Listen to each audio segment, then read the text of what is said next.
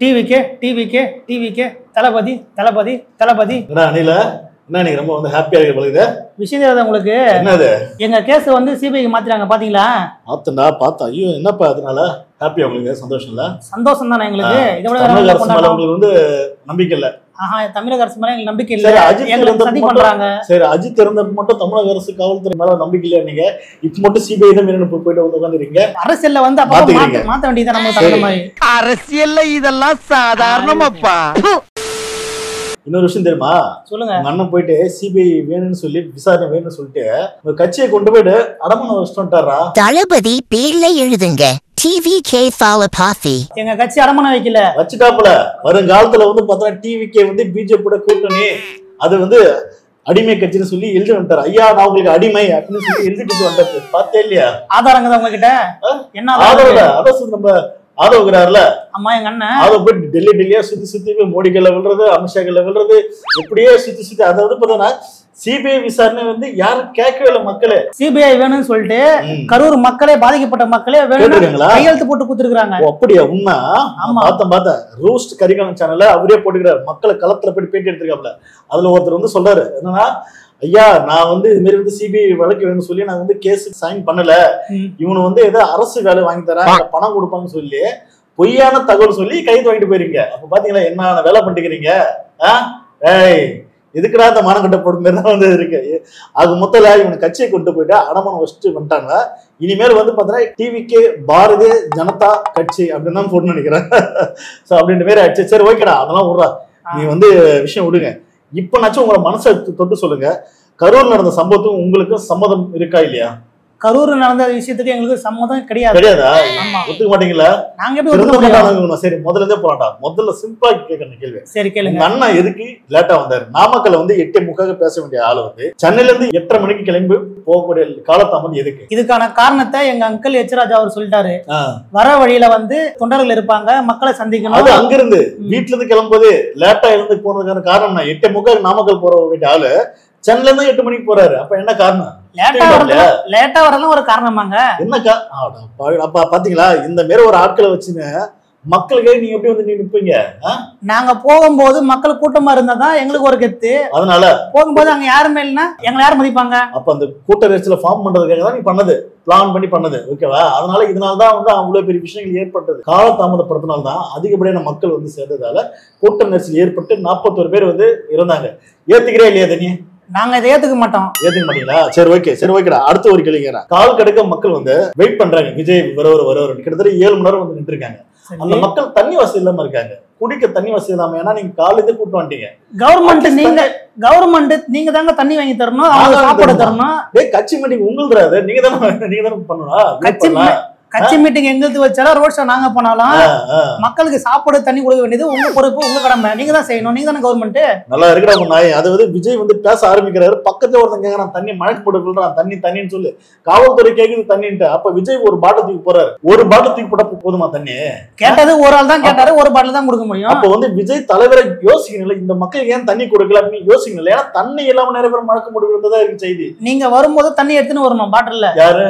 மக்களுங்களா? ஆமா, அணில் குஞ்சுங்களா? எத்தனை வரும் தானே? நீங்க இதை போட்டு கரூர்ல சொன்னா செருப்பு கட்டி அடிப்பாங்க உங்களை எல்லாரும். சரி ஓகே, அடுத்த கேள்வி போயிடலாம் வாங்க. கூட்ட நெரிசல் வந்து ஆளுங்க பூந்துட்டாங்க சொல்றீங்க, அது இன்னும் வந்து நம்புறீங்களா? ஆமா, அது ஆளுங்கச்சோட சதி. ஆமா சரி, ஆளுங்க பூந்துட்டாங்க சொல்றேன். இதனால வரைக்கும் எதனா ஒரு சின்ன ஒரு வீடியோ ஆதாரம் இருக்கா? கேமராமேன் எடுக்க மறந்துட்டு இருப்பாரு. எங்க மேல இருந்தது. இன்னைக்கு வந்து என்னோட ஆண்ட்ராய்டு கால் எல்லா கையிலும் போன் இருக்கு, ஒருத்தவங்க மாட்டலையா? அப்ப உங்க மேல நடக்கிற ஃபால்ட்டை வந்து மத்த மேல தூக்கி போடுறது ஆளுங்கட்சி உள்ள பூந்துட்டாங்க சதின்றது. நீங்க அப்படி சொல்லாதீங்க. எல்லாருக்கிட்டே ஆண்ட்ராய்டு போன் இருக்கு சொல்றீங்களே, அந்த ஆண்ட்ராய்டு போனை வச்சு எல்லாருமே எங்க தலைவரை தான் வீடியோ எடுத்தாங்க, எங்க தலைவரை தான் போட்டோ எடுத்தாங்க. கீழே என்ன நடக்குதுன்னு எங்களுக்கு எப்படி தெரியும்? சம்பவம் நடக்கிறதுல அது உங்க தலைவர் உள்ள என்ட்ரா ஆகும்போது பாத்தீங்கன்னா பஸ்ல வந்து உள்ள என்ட்ரா ஆகுது. அங்கே வந்து ஸ்டாப் ஆகுறாங்க மக்கள். ஸ்டாப் ஆகி கீழே விழுறாங்க, பின்பக்கம் விழுறாங்க. ஆனா விஜய் பின்னாடி எதுவும் பார்க்கல. கீழே விழுந்த மக்கள் சாகுறாங்க. அங்கேயே வந்து லோக்கல் ரிப்போர்ட் ஒருத்தர் வீடியோ எடுத்து காட்டுறாரு, எடா இங்க வீடியோன்னு சொல்லி காட்டுறாப்புல அங்க ஒரு லேடி தூக்கிட்டு வராங்க. விஜய் வரும்போதே மலக்கு போட்டு விழுறாங்க. அவ்வளவு பெரிய கூட்டத்துல இதான் சாதாரணங்க, இதெல்லாம் போட்டு ஒரு கதையை பேசுறாங்க. மக்கள் மீது அக்கறை இல்ல. இந்த மாதிரி கூட்ட நெரிச்சல் வந்து முழுக்க இருந்ததுக்கு ஒரு பிளான் இல்லாம பண்ணது விஜயோட தற்கொலைத்தனம் தான். அப்படி எல்லாம் அங்க ஒத்துக்க மாட்டான். மக்கள் வந்து மயக்கம் போட்டு கீழே வந்துட்டாங்க சொல்றீங்களே. அங்க பக்கத்திலே ஒரு ஹாஸ்பிட்டல் இருந்தது. சரி, கொஞ்சம் பக்கமா இருக்கிற ஹாஸ்பிட்டல் கூட்டு போவாம நீங்க எதுக்கு ஜிஹெச் தான் போகணும் அப்படின்னு சொல்லிட்டு தூரமா கூட்டு போறீங்க. அது ஆம்புலன்ஸ்ல போகும்போதே நிறைய பேருக்கு இந்த மாதிரி மூச்சு திணறல் ஆகி விபத்து ஏற்பட்டு இறப்பு ஏற்படுது. அது மட்டும் இல்ல, உங்க ஆளுங்க வந்து அனில் குஞ்சிங் வந்து ஆம்புலன்ஸ்ல சாகடிச்சிட்டாங்கன்னு சொல்லி போய் பேசியிருந்தாங்க. ஆனா உண்மை என்னன்னா பக்கத்துல இருக்கிற மருத்துவமனையில பார்த்தோம்னா கொண்டு போயிருக்காங்க. 31 பேர் கிட்ட வந்து அட்மிட் பண்ணிருக்காங்க. ஏன்னா காரணம் வந்து அது ஒரு தனியார் ஆஸ்பத்திரி, அங்க வந்து அவ்வளவு பெட்டு தான் இருக்கும். அதனால அங்க அவ்வளவு பீப்புள்ஸும் வந்து அலோவ் பண்ண முடியாது.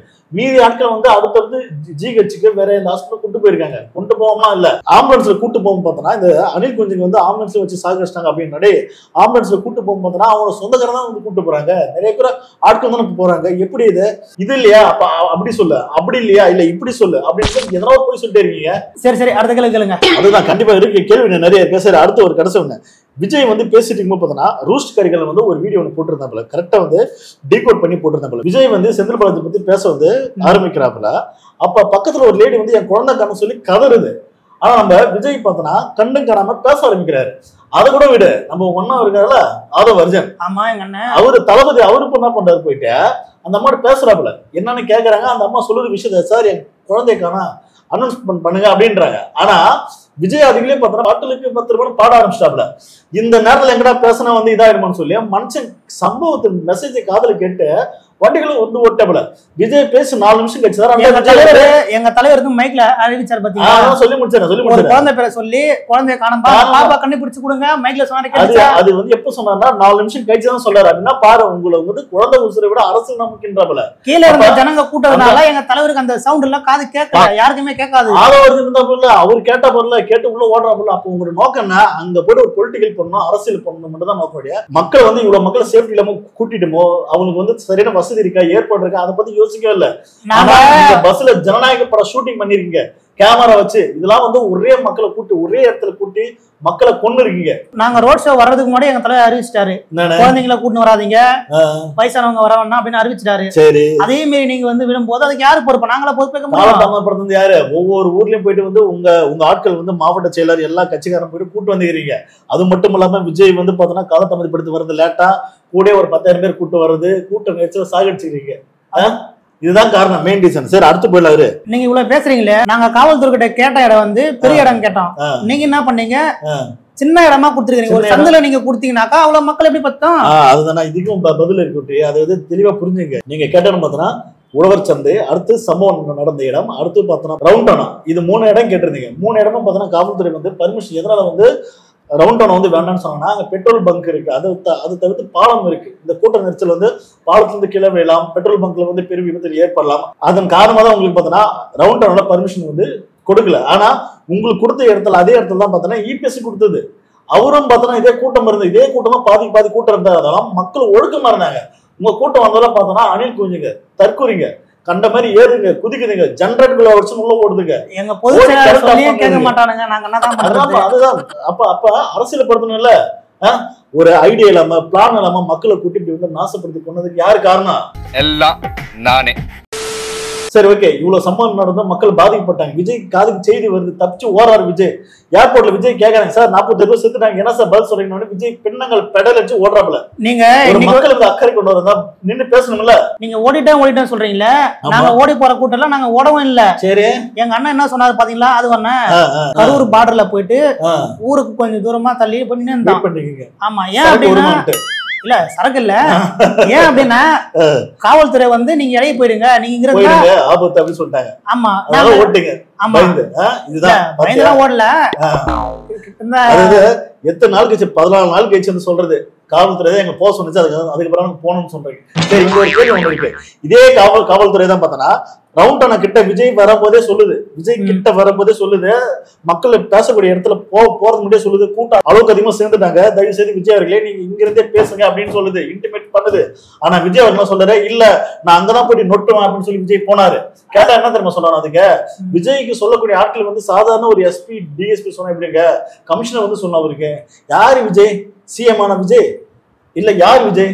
யாரு வந்தா கூட்ட நெரிசல் ஏற்பட்டு 40 பேர் சாவுறாங்களோ அவன் தான் விஜய். நான் தான் விஜய்.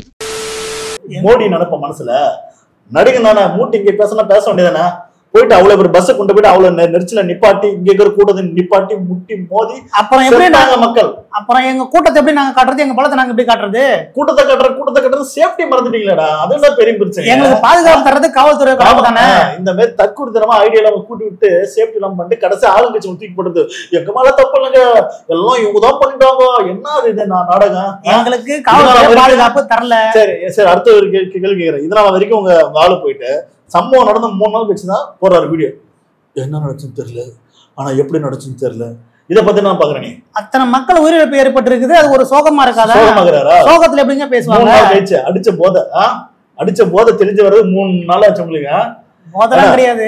சம்பவம் நடந்த அன்னைக்கு ஏர்போர்ட்ல மீடியா கிட்ட பேசிருக்கலாம், அப்படி இல்லைன்னா அன்னைக்கு நைட்டே வீடியோ கூட பேசிருக்கலாம். அப்ப என்ன காரணம், இவங்க கிளப்பி விட்ட வதந்தி, ஆளுங்கட்சி உள்ள புந்துட்டாங்க, ஆம்புலன்ஸ் வச்சு கொண்டாங்க, கத்தையில குத்துனானோ, இதெல்லாம் மக்கள் நம்பிடுவாங்க. இது வெயிட் பண்ணுவான், இந்த வதந்தி எப்படி போயிட்டு ரீச் ஆகுதோ அதுக்கேற்ற நம்ம பேசுவோம் அப்படின்னு இருக்காங்க. உன் தலைவன் 3 நாள் கழிச்சு பேசுறானா, இதை விட ஒரு கேவலமான தலைமை எங்கன்னா இருந்து பாத்திரியா? எங்க தலைவரை போய் நீங்க மக்களை சந்திக்கலாம் சொல்றீங்களே. ஆமா, சந்திக்கலதான். சரி இருங்க, எங்க அண்ணா ஆதவானிச்சர் என்ன சொன்னாரு பாத்தீங்களா, சொல்லு 16வது நாள் காரியம் முடிஞ்சதுக்கு அப்புறம் நாங்க போய் சந்திப்போம் அப்படின்னு அவர் சொல்லிட்டாரு. எங்க தலைவரும் போலீஸ் கிட்ட பர்மிஷன் கேட்டாரு. இதுக்கப்புறம் நான் தான் பண்ண முடியும் ஒரு தலைவர், சொல்லுங்க. வரலாற்றுல இந்த மாதிரி பேசிய ஒரு ஆட்கள் வந்து பாத்திருக்கீங்களா? இது வரைக்கும் பாத்துக்க மாட்டீங்க. அதாவது மக்கள் பாதிக்கப்பட்டானா களத்துல ஓடி நிக்கணும், அன்னைக்கே போய் நிக்கணும் தலைவன். அதை விட்டு வந்து காரியம் கழிச்சு போறோம்னா என்னது இது? எங்க தலைவர் போனா இன்னும் கொஞ்சம் கூட்டம் அதிகமா இருக்கும், இன்னும் கொஞ்சம் நெரிசலை தள்ளுமொழி இருக்கணும். இன்ன வரைக்கும் உங்க ஆளு போய் மக்களை போய் பார்க்கல, மன்னிப்பு கேட்கல. காரணம் என்ன தெரியுமா? உங்க ஆளுங்க நான் சொல்றேன் பேரு, உங்க ஆளு மட்டும் விஜய் மட்டும் இல்ல, மாவட்ட செயலர் மாவட்ட தலைவர் எவனும் போய் பார்க்க மாட்டீங்க. ஏன்னா மக்கள் கடும் கோபத்துல இருக்கிறாங்க, செருப்பலா அடிச்சோட பயந்து இருக்கீங்க, வீட்டு விட்டு வெளியே வர மாட்டீங்க. ஏன்னா ஆதவ வச்சு பார்த்தோன்னா டெல்லிக்கு விட்டாப்புல, துஷி அனந்தன் பார்த்தோன்னா ஆளே அப்சண்ட், லைலாமணி ராஜ்மோனி எவனுமே காண, எல்லாம் பயத்துல வந்து பயத்துல உட்காந்துருக்கீங்க. 47 உயிர் மக்கள் கோபத்துல இருப்பாங்க, இதனால வரைக்கும் வெளியே வரல. இதுக்கு 1008 காரணம். காரியம் போச்சு, காரியம் கழிச்சு வருவான், அடுத்த வருஷம் வருவான். அப்போ நீங்க வந்து ஆளுங்கட்சின்றதுனால எங்க தொண்டர்களையும் இல்ல எங்களை சப்போர்ட் பண்ணி வீடியோ போற எல்லாரையுமே அரெஸ்ட் பண்ணா, வதந்தி கிளப்புனா உண்மையா பேசுங்க, உண்மையை பேசுனா ஏன் எல்லாம் சப்போர்ட் பண்ண மக்கள் வதந்தி கிளப்புறீங்க? வதந்தி அங்க இருந்து வதந்தி தான் ஃபர்ஸ்ட் ஆரம்பத்துல வதந்தி தான். எதிராளிங்க உள்ள போட்டானுவ, கரண்ட் ஆஃப் பண்ணிட்டானுவ. கரண்ட் ஆஃப் பண்ணது யாரு? ஜெனரேட்டருக்குள்ள போனது அணில் கூட்டம். போயிட்டு அங்க போயிட்டு பாதுகாப்பு எல்லாம் பண்ணது நீங்க. அது ஒட்டுமொத்த கரூருக்கு கரண்ட்ல ஆஃப் ஆகல, அந்த ஏரியா கரண்ட் எங்கேயுமே போல. நீங்க போட்ட ஜெனரேட்டர் அங்கதான் கரண்ட் ஆஃப் ஆச்சு ஃபர்ஸ்ட். அடுத்து பார்த்தா கூட்ட நெரிச்சல் ஊந்து சத்தது நீங்க, தண்ணி இல்லாம மறக்க முடியாது விழுந்தது நீங்க. அதுக்கப்புறம் பார்த்தா ஹாஸ்பிட்டல் கூட தூக்கிட்டு போகாம பயந்து ஓடுனீங்க நீங்க தான். விஜய் களத்துல நிக்கல, விஜய் இல்ல கட்சி சார்ந்த எவன் நிக்கல களத்துல. அப்ப தப்பு உங்க மேல ஃபால்ட் இருக்கு, பயத்துல ஓடிட்டீங்க. இன்ன வரைக்கும் நீங்க மக்கள் சந்திக்கல. ஆனா கடைசியா போயிட்டு மோடியோட கால விழுந்துட்டு இந்த வழக்கு சிபிஐக்கு மாத்தியங்களை காப்பாத்துங்க, இந்த கட்சியை வந்து அடமானம் வைக்கிறோம் அப்படின்னு சொல்லி நிக்குது கடைசியா. இதுதான் உங்களோட வெற்றி. நீங்க என்ன வேணா சொல்லுங்க, சிபிஐ விசாரணை வந்து வந்துருச்சு, எங்களுக்கு சாதகமா தான் வந்துருச்சு. அடுத்த ஆட்சி நாங்க தான் ஜெயிக்க போறோம், நீங்க வேணா பாருங்க. ஓட்டு தான் போட போறாங்களா? ஆமா, தமிழ்நாடு மக்கள் எங்க நம்புறாங்க, எங்களுக்கு தான் ஓட்டு போடுவாங்க, நாங்க தான் ஜெயிக்க போறோம், நீங்க வேணா பாருங்க. அடுத்த எலெக்ஷன்ல எங்க தலைவர் தான் முதல்வர், சிஎம் பாருங்க. எல்லாமே மக்கள் பாக்குறாங்க, மக்கள் கழிவுகளை செருப்பால் அடிப்பாங்க. முதல்ல 41 பேர் வந்து இறந்ததுக்கு காரணம் இந்த சம்பவம் உங்க கட்சியில தான் நடந்ததா இல்ல வேற கட்சியில நடந்ததுன்னு பாக்குறீங்களா? எங்க கட்சி தான். ஒத்துக்கிறீங்களா? நாங்க ஒத்துக்கிறோம். இதுனாச்சும் ஒத்துங்க அட்லீஸ்ட். ஏன்னா இவனுவ தற்குறித்தனமா பிளான் பண்ணாம பண்ண தப்ப இதனால வரைக்கும் ஏத்துக்க மாட்டாங்க, ஒத்துக்க மாட்டாங்க. தயவுசெய்து மக்கள் நீங்க பாருங்க, இது போன்ற தற்குறி தலைவர்கள் வந்து ஓட்டு போட்டு தேர்ந்தெடுத்தா இவங்க களத்தில் நம்மளுக்காக நிப்பாங்களா அப்படின்றது நீங்க பாருங்க. இந்த வீடியோ பத்தின கருத்துக்களை கண்டிப்பா மறக்காம கமெண்ட் பண்ணுங்க. அடுத்த வீடியோ சந்திப்போம். நன்றி, வணக்கம்.